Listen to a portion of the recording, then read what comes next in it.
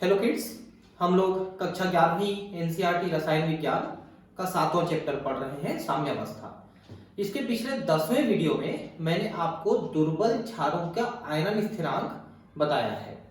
अब हम इसको आगे बढ़ा रहे हैं। द्वि एवं बहु क्षारकीय अम्ल, द्वि एवं बहु अम्लीय क्षार। तो मैंने पिछले वीडियो में भी इस बात में चर्चा किया था कि जो अम्ल होती है उसकी क्षारीयता मानी जाती है और जो क्षार होती है उसकी अम्लीयता मानी जाती है। मतलब ये है कि अम्ल हाइड्रोजन आयन देते हैं, तो जितने हाइड्रोजन आयन देंगे वो उसकी क्षारकता कहलाएगी, और क्षार हाइड्रोजन आयन लेते हैं तो जितने हाइड्रोजन आयन ले सकते हैं ये उसकी अम्लीयता कहलाती है।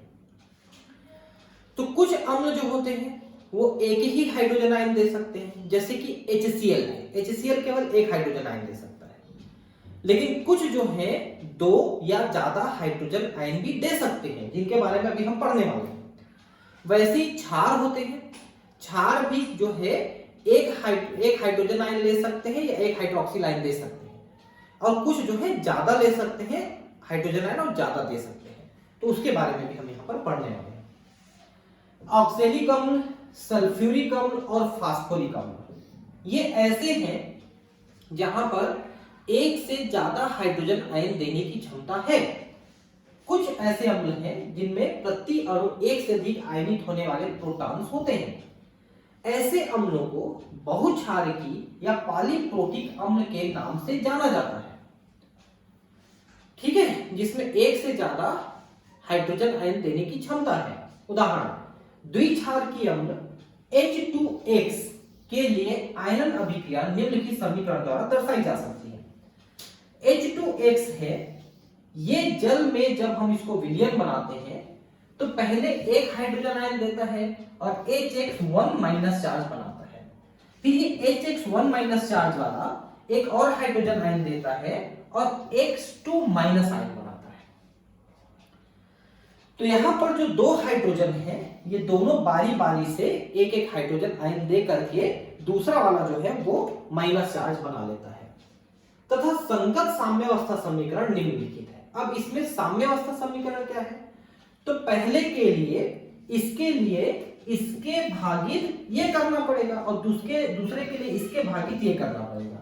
तो दोनों के लिए K1 और K2 लिखा है। देखिए, KA1 यानी एसिड के लिए और KA2 मतलब एसिड के लिए।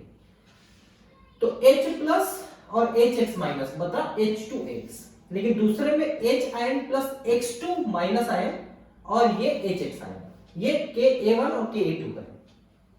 ठीक है, तो इनको हम A1 को और A2 को अम्ल H2X का प्रथम एवं द्वितीय आयनन स्थिरांक कहते हैं। ठीक है, इसी प्रकार H3PO4 यानी फास्फोरिक एसिड जैसे त्रिक्षारकीय अम्ल, अब यहां पर ये 3 हाइड्रोजन आयन दे सकते हैं। के लिए 3 आयनन स्थिरांक होंगे, K, A1, A2, A3 ऐसा। कुछ पॉलीप्रोटिक अम्लों के आयनन स्थिरांकों के मान सारणी में दिया गया है। देखिए, ऑक्सैलिक अम्ल है, ऑक्सैलिक अम्ल 2 हाइड्रोजन आयन दे सकता है। तो प्रथम के लिए 5.9 10 टू पावर -2 है और दूसरे के लिए 6.4 10 टू पावर -5 है। अब इन दोनों मानों को देख के आप क्या समझ रहे हैं? इनको देख करके समझ में आ रहा है कि ऑक्सैलिक अम्ल अपना पहला हाइड्रोजन आयन ज्यादा आसानी से देता है, इसलिए आयनन स्थिरांक थोड़ी ज्यादा है, जबकि दूसरी हाइड्रोजन आयन बड़ी मुश्किल से देती है, इसलिए इसका आयनन स्थिरांक बहुत कम है। एस्कॉर्बिक अम्ल, जिसको अपन विटामिन सी के नाम से भी जानते हैं, इसमें भी आप देख सकते हैं प्रथम का मान थोड़ा ज्यादा है, द्वितीय का मान बहुत कम है उसकी तुलना में। ठीक है, सल्फ्यूरस अम्ल और सल्फ्यूरिक अम्ल H2SO4 और H2SO3। ठीक है, ये दो है, सल्फ्यूरस H2SO3 है और सल्फ्यूरिक H2SO4 है। सल्फ्यूरस में पहला जो है थोड़ा सा मुश्किल से जाता है, लेकिन दूसरा तो बहुत मुश्किल से जाता है हाइड्रोजन आयन। लेकिन सल्फ्यूरिक अम्ल को आप देखिए कि पहला वाला बहुत आसानी से देता है, इसलिए उसका आयनन स्थिरांक अत्यधिक लिखा है। मान यहां पर नहीं दिया है, लेकिन अत्यधिक लिखा है, मतलब बहुत ज्यादा, 10 टू पावर में बहुत ज्यादा। देखिए दूसरा वाला हाइड्रोजन आयन थोड़ा मुश्किल से देता है। कार्बोनिक अम्ल जो भी होते हैं, कार्बोनिक अम्ल है H2CO3, ये कार्बोनिक अम्ल होता है, ठीक है। इसका प्रथम है -7 में 10 टू पावर, द्वितीय है -11 में, मतलब ये दोनों को मुश्किल से लेता है, इससे दुर्बल अम्ल है। साइट्रिक अम्ल नींबू में होता है, प्रथम वाला 10 टू पावर -4 है, द्वितीय वाला -5 है, तो दोनों में थोड़ा थोड़ा अंतर है बस। और फास्फोरिक अम्ल में 3 होते हैं हाइड्रोजन, देखिए हाँ, साइट्रिक अम्ल में भी तीसरा है, ठीक है, 3 हाइड्रोजन आयन है। फास्फोरिक में भी 3 है और तीनों जो है लगातार घट रहे हैं, देखिए। अब आपके दिमाग में क्वेश्चन आ रहा होगा कि प्रथम हाइड्रोजन को कोई भी ज्यादा आसानी से दे रहा है, दूसरे हाइड्रोजन को क्यों नहीं दे रहा है? तो उसका कारण यह है कि प्रथम हाइड्रोजन जब वो दिया तब उसका अणु न्यूट्रल था और उसमें से हाइड्रोजन आयन निकाल दिए आसानी से। लेकिन जब एक हाइड्रोजन आयन निकला तो उस अणु के अंदर माइनस चार्ज डेवलप हो गया, माइनस चार्ज बन गया। तो माइनस चार्ज बनने के कारण से अब उसमें से एक प्लस चार्ज को और निकालना बहुत मुश्किल हो जाएगा, क्योंकि माइनस चार्ज जो है वो प्लस चार्ज को बाहर निकलने नहीं देना चाहता है, ठीक है, ये कारण है, ठीक है। तो यहां पर साइट्रिक अम्ल और फास्फोरिक अम्ल त्रिक्षारकीय अम्ल हैं, मतलब 3 हाइड्रोजन आयन वो दे सकते हैं, जबकि बाकी जो है वो द्विक्षारकीय अम्ल है, क्योंकि वो 2-2 हाइड्रोजन आयन दे सकते हैं। तो मान आपको याद करना है दोस्त, इस बात को ध्यान रखेंगे आप, ठीक है, कि जो मान दिए हैं इनको आपको याद करना पड़ेगा। इनमें से कुछ भी क्वेश्चन अगर आपको आता है तो आप ये बहाना नहीं बना सकते कि चार्ट को याद करना मुश्किल था तो हम याद नहीं किए, याद तो करना पड़ेगा आपको। इस प्रकार देख सकते हैं कि बहुप्रोटिक अम्ल के उच्च कोटि के आयनन A2, A3 स्थिरांकों का मान बहुत निम्न कोटि के आयनन स्थिरांक A से कम होते हैं। तो उसका कारण मैंने बताया कि ऋण आयन आ जाने के कारण से फिर उसमें से हाइड्रोजन आयन निकालना मुश्किल हो जाता है। ये देखिए, इसका कारण यह है स्थिर वैद्युत बलों के कारण ऋणात्मक आयन से धनात्मक प्रोटॉन निष्कासित करना मुश्किल होता है। इसे अनावेशित H2CO3 तथा आवेशित HCO3 से प्रोटॉन निष्कासन से देख सकते हैं। देखिए H2CO3 ये कार्बोनिक एसिड है और जब इसमें से एक हाइड्रोजन निकाले तो HCO3 बना, यानी कि बाइकार्बोनेट आयन बना। अब इसमें से और प्रोटॉन निकालते हैं तो ये माइनस चार्ज में से अब प्लस चार्ज को निकालना और मुश्किल हो जाता है। इनको आप चार्ट में देख भी सकते हैं कि कार्बोनिक अम्ल का पहला निकालने के लिए -7 है, दूसरा निकालने के लिए -11 है, ठीक है, तो अंतर काफी ज्यादा बढ़ जाता है, ठीक है। इसी प्रकार द्विआवेशित फास्फेट आयन से, ऋण आयन से, यानी कि देखिए यहां पर मोनोहाइड्रोजन फॉस्फेट है, ये डाई हाइड्रोजन फॉस्फेट है, ठीक है। तो पहले तो H3PO4 था जो कि न्यूट्रल था, तो वहां से एक हाइड्रोजन निकाले तो H2PO4 बना, फिर एक और हाइड्रोजन निकालेंगे तो HPO4 बनेगा, फिर एक हाइड्रोजन निकालेंगे तो PO4 बनेगा। तो जैसे जैसे आप हाइड्रोजन निकाल रहे हो उसमें माइनस चार्ज बढ़ते जा रहा है और माइनस चार्ज आते जाएगा तो उसमें से हाइड्रोजन को निकालना और मुश्किल होता जाएगा। इसलिए फास्फोरिक अम्ल का पहला आसानी से निकला, दूसरा काफी मुश्किल से निकला और तीसरा अत्यधिक मुश्किल से निकला, ठीक है, क्योंकि उसमें ऋण आयन आते चले गए। बहुप्रोटिक अम्ल विलयन में अम्लों का मिश्रण होता है, ठीक है, बहुप्रोटिक अम्ल विलयन में अम्लों का मिश्रण होता है। मतलब क्या है कि जैसे कि मान लो H2A ये एक द्विप्रोटिक अम्ल है, इसको पानी में डालें तो इसके कुछ अणु H2A के रूप में ही रहेंगे, कुछ अणु में से एक हाइड्रोजन निकल के HA के रूप में रहेंगे और कुछ अणुओं में से दोनों हाइड्रोजन निकाल के A2- के रूप में रहेंगे। मतलब ये तीनों प्रकार के अणु वहां पर विलयन में होते हैं, इनका मिश्रण होता है, इसलिए हम इसको कहते हैं कि अम्लों का मिश्रण है। प्राथमिक अभिक्रिया में H2A का वियोजन तथा हाइड्रोनियम आयन का सम्मिलन होता है जो वियोजन के प्रथम चरण से प्राप्त होता है। मतलब क्या हुआ कि H2A में से एक हाइड्रोजन निकला और ये HA आयन बना, तो वो जो हाइड्रोजन निकला वो H2O के साथ जुड़ करके H3O बना लेता है, ये मतलब है इसका, ठीक है। अब है अम्ल के सामर्थ्य को प्रभावित करने वाले कारक। तो देखिए अम्ल की सामर्थ्यता का मतलब है वो कितना आसानी से हाइड्रोजन आयन देगा। अगर वो आसानी से हाइड्रोजन आयन देगा तो अम्ल ज्यादा प्रबल होगा, कम आसानी से देगा, मुश्किल से देगा तो दुर्बल होगा। तो ये किन बातों पे निर्भर करता है? तो ये इन बातों पे निर्भर करता है कि अणु के अंदर जो हाइड्रोजन है उसको कितनी क्षमता से दूसरे परमाणु बांधे हुए हैं। अगर दूसरे परमाणु से उनका बंधन ज्यादा मजबूत है तो आसानी से नहीं निकलेगा, और अगर वो बंधन कमजोर है तो हाइड्रोजन आयन आसानी से निकल जाएगा। इसके पीछे कारण ये भी है कि जल जो है उसका डाई इलेक्ट्रिक स्थिरांक बहुत ज्यादा है, वो है 80, परावैद्युतांक वो 80 है। तो 80 गुना वो वीक कर देता है बंध को, किसी भी बंध को, फिर वो आयनिक होता है। तो उतना जो है वीक करने के बाद, उतना कमजोर करने के बाद बंध टूट जाना चाहिए। अगर वो नहीं टूटता है तो फिर हाइड्रोजन आयन नहीं दे पाएगा। तो ऐसे बहुत सारे कारण हैं कि कोई भी अम्ल जो है दुर्बल या प्रबल होता है।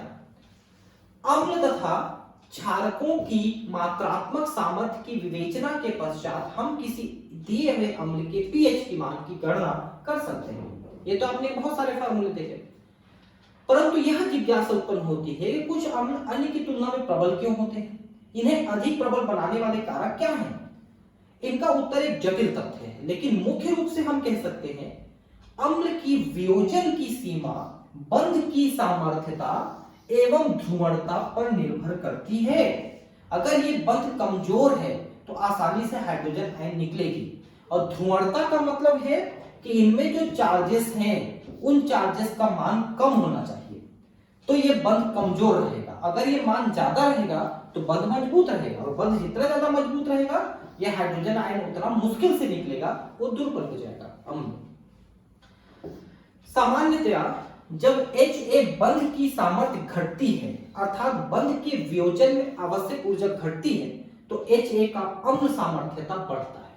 मैंने बताया ना कि बंध कमजोर होना चाहिए, ठीक है, और बंध को तोड़ने के लिए जो आवश्यक ऊर्जा है वो कम होना चाहिए।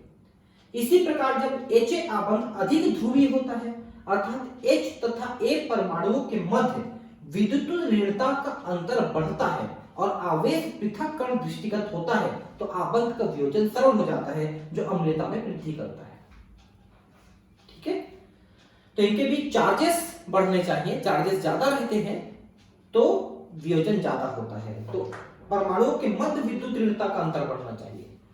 विद्युत ऋणता जो बंध के सहसंयोजक बंध के जो इलेक्ट्रॉन है वो पूरे इलेक्ट्रॉन पेयर को अपने तरफ खींचने की क्षमता विद्युत ऋणता होती है, मैंने पिछले चैप्टर्स में पढ़ाए हैं।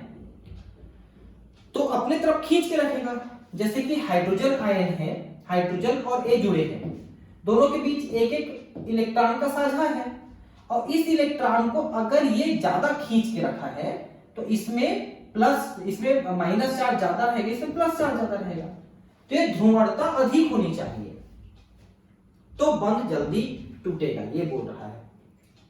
ठीक है, ऐसा है।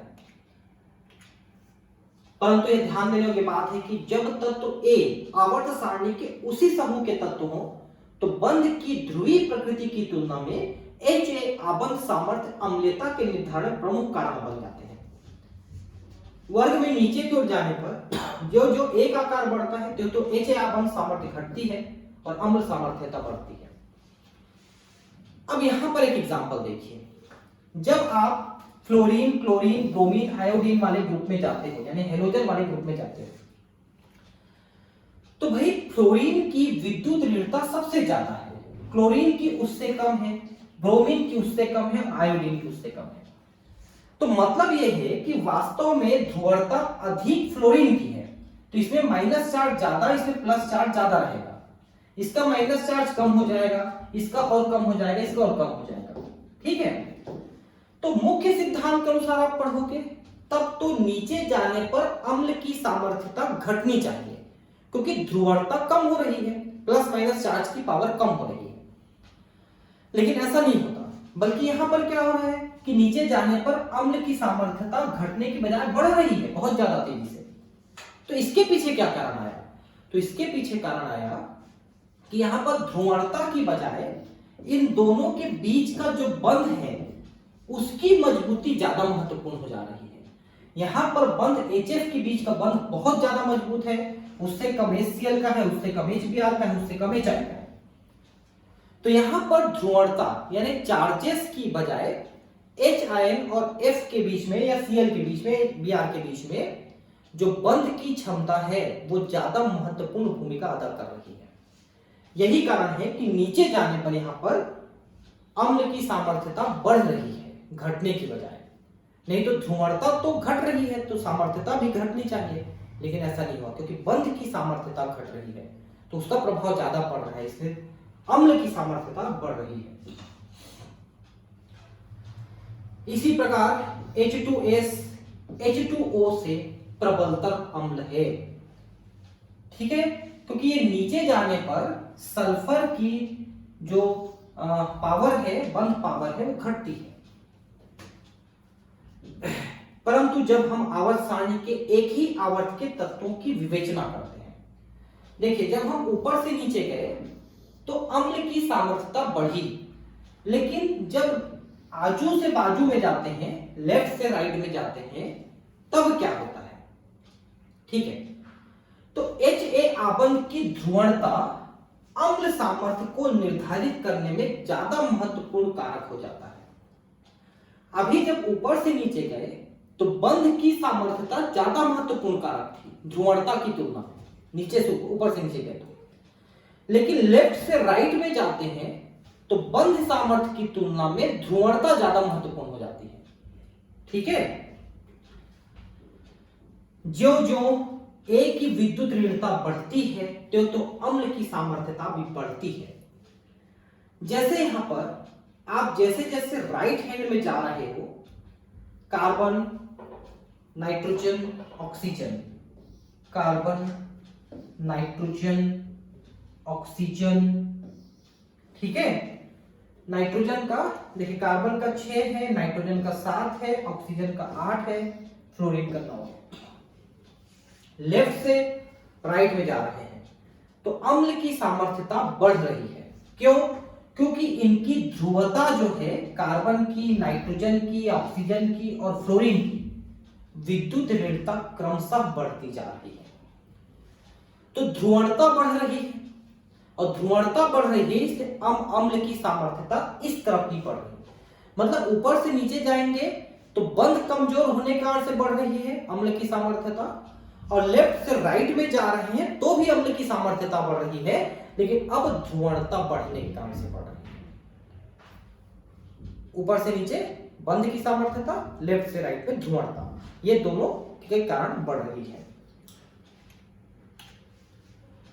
अम्लों एवं क्षारकों के आयनन में सम आयनन प्रभाव। देखिए, जब आप किसी भी अम्ल को या क्षार को जल में या किसी विलयन में मिलाते हो और विलयन बनाते हो, और उसके साथ कोई ऐसा पदार्थ है या खुद वो जल है जो उसी आयन को देता है। देखिए, सम आयनन का मतलब दो चीजें एक जैसे आयन को देते हैं तो सम आयनन प्रभाव हुआ। जैसे हाइड्रोजन आयन दे रहे हैं तो दो चीजें हैं जो हाइड्रोजन आयन देंगे, ठीक है। ऐसा आइए एसिटिक अम्ल का उदाहरण लें जिनका वियोजन इस तरह से है।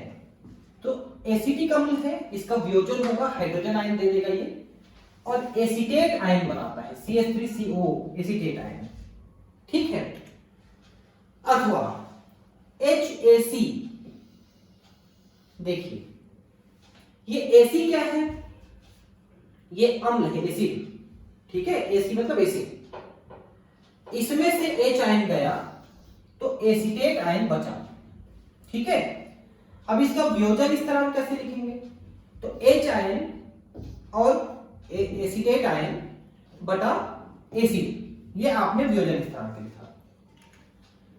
एसिटिक अम्ल के विलयन में एसीटेट आयन को मिलाने पर हाइड्रोजन आयनों की सांद्रता घटती है।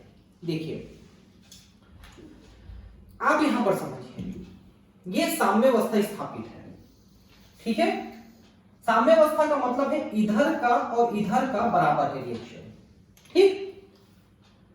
अब इसमें जितना एसिटिक अम्ल वियोजित हुआ है उतने हाइड्रोजन आयन और एसीटेट आयन बना हुआ है। अब मान लो कि इधर आप इन दोनों में से किसी एक की मात्रा को बढ़ाते हो, तो दूसरे की मात्रा घटेगी। क्यों घटेगी आप समझिए। मान लो आप इस विलयन में एसीटेट आयन को बाहर से और मिला देते हो तो एसीटेट आयन बढ़ जाएगा। और आपने पिछले नियमों में पढ़ा कि साम्यावस्था उस दिशा में आगे बढ़ेगी जिधर उस वृद्धि को वो न्यूट्रलाइज कर सके। आपने पढ़ा था, है ना। तो यहां पर एसीटेट आयन की वृद्धि हो गई तो प्रक्रिया इस दिशा में आगे बढ़ेगी। और एक्स्ट्रा मान लो आपने 10 अणु, देखिए पहले शुरू से समझिए कि मान लो आपने इसके 100 अणु लिए हैं, इसके 20 अणु वियोजित हुए तो 20 ये बने और 20 ये बने, अभी 20-20 है और ये हो गया 80।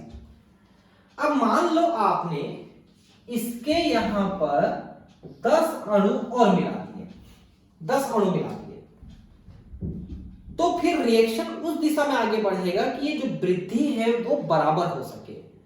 तो 10 अणु वृद्धि कर दिया आपने तो रिएक्शन इस दिशा में आगे बढ़ेगा और 10 एसीटेट आयन 10 हाइड्रोजन आयन के साथ मिलकर के 10 एसिटिक अम्ल बना देंगे। तो ये जो पहले 80 था ये बढ़ के हो गया 90, ये जो 20 था मिलाने से 30 हो गया था वो वापस घट के 20 हो गया। लेकिन ये जो 20 था इसमें से 10 का आपने उपयोग कर लिया तो अभी केवल 10 बचा। तो पहले हाइड्रोजन आयन और एसीटेट आयन 20-20 थे, आपने एसीटेट को 10 और मिला दिया तो हाइड्रोजन के 10 कम हो गए। अगर उसके जगह आप हाइड्रोजन को मिलाते तो फिर एसीटेट के कम हो जाते, दूसरा वाला कम हो जाएगा।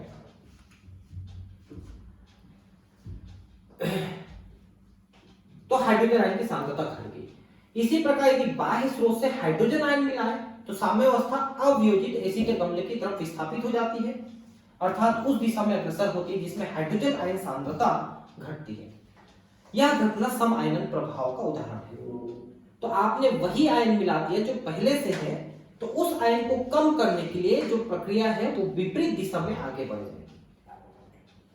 किसी ऐसे पदार्थ के मिलने से जो विघटन साम्य में पूर्व से उपस्थित आयनिक स्पीशीज को और उपलब्ध करवाकर साम्यावस्था को स्थापित करता है, वह सम आयनन प्रभाव कहलाता है। तो आप अगर कोई ऐसा पदार्थ मिला दोगे जो उसी आयन को देता है, जैसे यहां पर एसिटिक अम्ल ने एसीटेट आयन और हाइड्रोजन आयन दिए हैं, अब मान लो कोई और पदार्थ इसे मिला देते हो जो या तो हाइड्रोजन आयन दे या एसीटेट आयन दे, तो इसका और उसका सम आयनन प्रभाव हुआ। मतलब एसिटिक अम्ल ने भी एसीटेट दिया और दूसरे पदार्थ ने भी एसीटेट दिया, तो वो और ये दोनों का सम आयनन प्रभाव हो गया, एक ही चीज को दोनों ने दिया, ऐसा।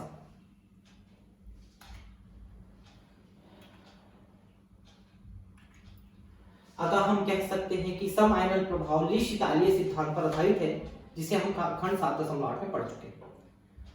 तो ली-शितालीय नियम क्या कहता है कि रिएक्शन उस दिशा में बढ़ेगा जहां पर उस प्रभाव को न्यूट्रलाइज कर सके। 0.05 मोलर एसीटेट आयन को 0.05 मोलर एसिटिक अम्ल में मिलाने पर पीएच की गणना हम करें।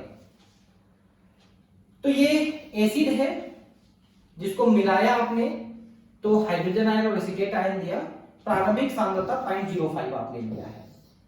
शुरू में इसके 0.0 मिले थे, लेकिन एसीटेट आयन को आपने 0.5 और मिला दिया है, तो ये पहले से 0.05 था।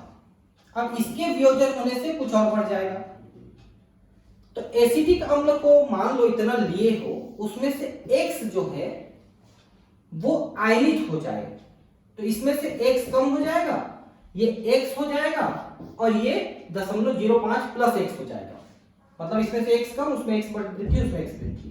ये देखिए इसकी मात्रा जिसमें से X निकल करके आगे बढ़ गया, इसमें से X आपने आगे बढ़ा दिया तो X कम हो गया। अब ये जो शुरू में 0 था वो अब X हो गया, और शुरू में ये 0.05 था उसमें X और बढ़ गया। समझ पाए ना मैं क्या बता रहा हूं? शुरू में आपने एक तो एसीटेट आयन को ले लिया था 0.05, साथ में आपने एसिटिक अम्ल लिया, एसिड अम्ल भी वियोजित होकर एसीटेट आयन देगा। तो शुरू में जब इसको लिए वियोजित नहीं हुआ था तो हाइड्रोजन आयन नहीं मिला था, लेकिन एसीटेट तो आपने 0.05 लिया ना, और जब ये वियोजित हो गया तो उतना ये और बढ़ेगा, क्योंकि ये भी एसीटेट आयन दे रहा है, उसी को हम बात कर रहे हैं। तो Ka एसिड का वियोजन स्थिरांक, हाइड्रोजन आयन एसीटेट आयन बटा एसिडिक अम्ल, इसको आप मान को रख दीजिए, ठीक है। दुर्बल अम्ल के लिए Ka का मान कम होता है, तो X जो है बहुत कम है, 0.05 की तुलना में बहुत कम निकला है, इसलिए 0.05 प्लस x का मतलब बराबर है 0.05 माइनस x के, और दोनों का मतलब 0.05 है।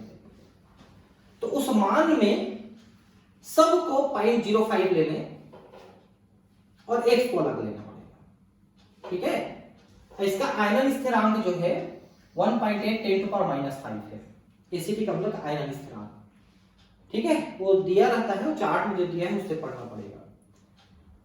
अब ये आयनन स्थिरांक इतना है और इसको आगे सॉल्व किए तो x की मान आपको मिल जाएगी, और x की मान का मतलब है हाइड्रोजन आयन की मात्रा। तो हाइड्रोजन आयन की मात्रा हो गई 1.8 10⁻⁵, क्योंकि इतना वियोजन हुआ है, ये देखिए इतना वियोजन है। और pH का मतलब होता है हाइड्रोजन आयन का माइनस लॉग, तो माइनस लॉग करेंगे तो करीब करीब 5 आ रहा है, आप देख सकते हैं 4.74 pH हुआ, मतलब ये अम्लीय माध्यम है, ठीक है। तो अब जो है यहां पर इससे संबंधित एक एग्जाम्पल है, ठीक है, बहुत लंबा चौड़ा एग्जाम्पल है ये, धीरे धीरे कराता हूं, मैं इसको करा देता हूं आपको। 0.10 मोलर अमोनिया विलयन की पीएच की गणना कीजिए। इस विलयन के 50 ml को 0.10 मोल के HCl के 25 ml में से अभिक्रिया करवाने पर पीएच की गणना कीजिए। अमोनिया का वियोजन स्थिरांक Kb 1.77 10⁻⁵ है। तो पहले तो अमोनिया विलयन के पीएच की गणना करना है 0.10 मोलर की, ठीक है। इतने मोलर अमोनिया विलयन का 50 ml लिए और HCl के इतने मोलर का 25 ml लिए, इन दोनों का रिएक्शन कराएं। रिएक्शन कराने के बाद जो बना उसके पीएच की गणना करनी है आपको, बहुत लंबा चौड़ा है। तो सबसे पहले अमोनिया को देखिए। अमोनिया जल में जब आयनित होता है तो अमोनियम आयन और हाइड्रोक्सिल आयन बनता है। इनका आप वियोजन स्थिरांक लिखना चाहोगे तो प्रोडक्ट भागित ये लिखना पड़ेगा, तो ये तो स्थिर रहता है तो आपको खाली अमोनिया लेना पड़ेगा। तो अमोनियम आयन गुणित हाइड्रोक्सिल आयन बटा अमोनिया, इसका मान दिया 1.77 10⁻⁵, ठीक है। अब यहां पर उदासीनीकरण से पूर्व, मतलब उसमें आपने नहीं मिलाया है इससे, उस समय क्या होगा, अमोनियम आयन और हाइड्रोक्सिल आयन बराबर है, ठीक है। इन दोनों की मात्रा को मान लिया x है, तो वियोजन से x बने हैं ये दोनों, तो इतना ये कम हो जाएगा। तो NH3 का जो आपने 0.1 मोलर लिया है, 0.1 ml 0.1 मोलर लिया है ना, 0.1 मोलर, इसको आपने लिया है तो इसमें से x की मात्रा घट गई वियोजन से, तो लगभग बराबर है 10 के। तो अब इस फार्मूले में इसको रखते हैं अपन, तो x² भागित 0.10 1.77 10⁻⁵ है। अब x का मान आप निकाले तो वह ये आया 1.33 10⁻⁻3, इसको आगे सॉल्व करेंगे, इसको इधर गुणा कर देंगे, फिर इसको वर्गमूल निकालेंगे, तो 1.33 10⁻⁻3। तो ये जो x है आपने देखा था यहाँ पर H ion, sorry ammonium ion और हाइड्रोक्सिल आयन की मात्रा है, मतलब ये हाइड्रोक्सिल आयन की मात्रा है, आप ये कह सकते हैं। तो हाइड्रोजन आयन की मात्रा कितनी होगी, तो Kw में से हाइड्रोक्सिल को भागित कर देंगे, तो Kw का मान है 10⁻⁻14 और इसमें आप इसको भागित करेंगे, ये देखिए 10⁻⁻14 में भागित कर दिया तो ये आया 7.51 10⁻⁻12। ये क्या आया, ये आया हाइड्रोजन आयन की मात्रा, हाइड्रोजन आयन की मात्रा। अब पीएच का मतलब इसका लॉग निकालोगे तो इसका लॉग आया 11.12 माइनस लॉग, तो इतना पीएच है। तो जो अमोनिया का जो सॉल्यूशन लिए हो शुरू में, उसका पीएच है 11.12।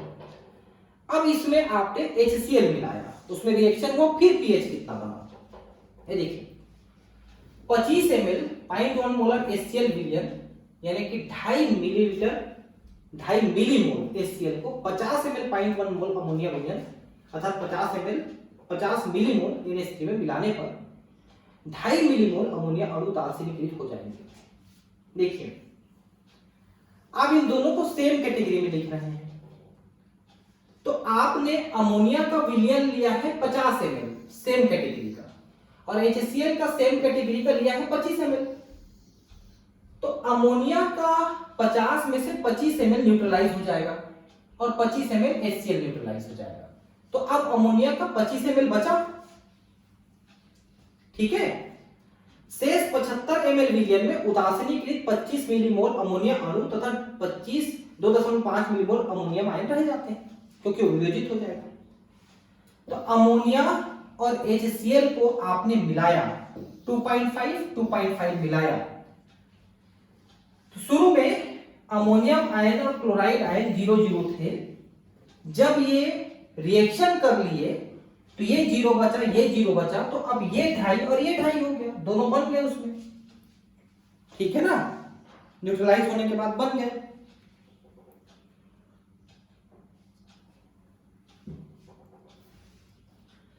अब जो 75 ml विलयन बना, क्योंकि 50 ml और 25 ml मिलाया तो टोटल 75 बना ना, उसमें 2.5 मिलीमोल अमोनियम आयन यानी इतने मोलर और 2.5 मिलीमोल उदासीन अमोनिया अणु यानी 0.03 मोलर रह जाते हैं। इतने इतने उसमें अमोनियम आयन और अमोनिया अणु रह जाते हैं। तो अमोनियम साम्यावस्था में यहां अमोनिया इस प्रकार कहलाता है।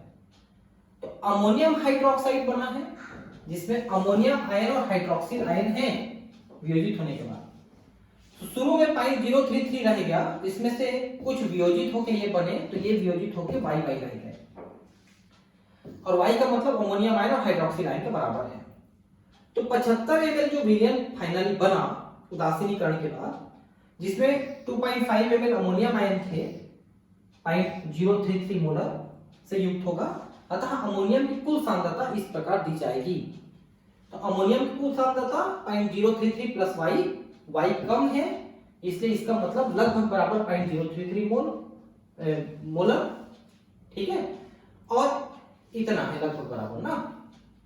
हम जानते हैं कि आयरन स्थिरांक का मतलब प्रोडक्ट भागित रिएक्टेंट, तो प्रोडक्ट इतना है और रिएक्टेंट इतना था, ठीक है, और इसके बराबर है 1.77 10⁻⁵। तो ये और ये ऊपर नीचे कट गया तो Y बचा, तो Y का मतलब ये 1.77 10⁻⁵ और ये मतलब है OH, ठीक है। तो OH अगर इतना है तो H आयन कितना है, तो 10⁻14 में इतने को भागित कर दीजिए तो H आयन निकल रहा है। H आयन निकल गया 0.56 10⁻⁹, और इसका जब लॉग निकालते हो तो 9.24 आएगा, तो pH आ गया 9.24। मतलब अभी भी उसमें चूंकि अमोनिया ज्यादा लिए थे आप, तो अभी भी वो क्षारीय अवस्था में है, वो विलयन क्षार है अभी, ठीक है। अब अगले क्लास में हम पढ़ेंगे लवणों का जल अपघटन एवं इनके विलयन का pH, ठीक है, लवण के बारे में अगले क्लास में। Thank you.